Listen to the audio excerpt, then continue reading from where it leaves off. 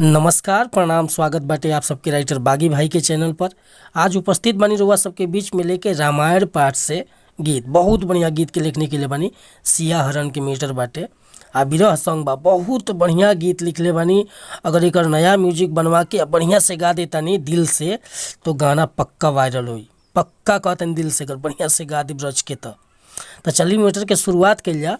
लेकिन शुरुआत करे से पहले भी एगो बात बतावल चाहब कि रुआ अगर नया सिंगर बानी या सिंगिंग में इंटरेस्ट बा, अच्छा मीटर के तलाश में भटका तनी, अच्छा मीटर रुआ के नइखे मिलत, अगर हमरा चैनल पर आ गइल बानी भैया तो निराश भइला की जरूरत नइखे।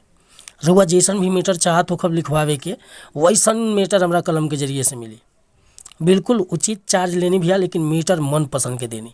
चाहे रुआ हिंदी लिखवाई, चाहे रुआ भोजपुरी लिखवाई, orchestra song, love song, sad song, भक्ति भजन, देवी गीत, भोला भजन, धोबी गीत, चाहे रुआ पूर्वी, निर्गुण, खेमटा, डफरा कुछ लिखवावे के बा, बेहिचक रुआ कॉल कर सकीले।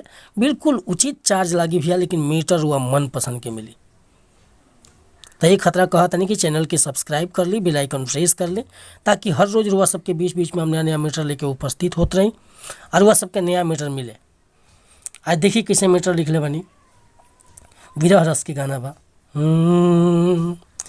अरे सिया के वियोग में रोवे रघुराई, सिया के वियोग में रोवे रघुराई, आहाय रे समैया बन बन भटके दोनों भाई, सिया के वियोग में रोवे रघुराई, आहाय रे समैया बन बन भटके दोनों भाई, भटके दोनों भाई।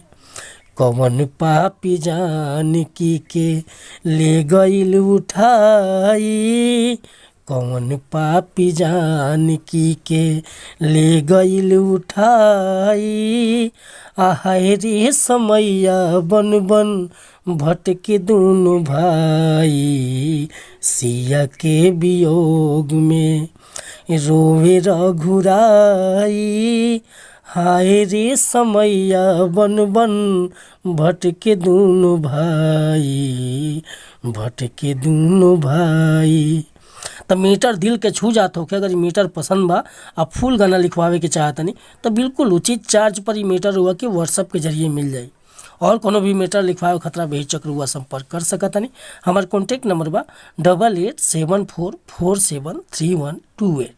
नमस्कार प्रणाम धन्यवाद भैया। जय हिंद जय भारत।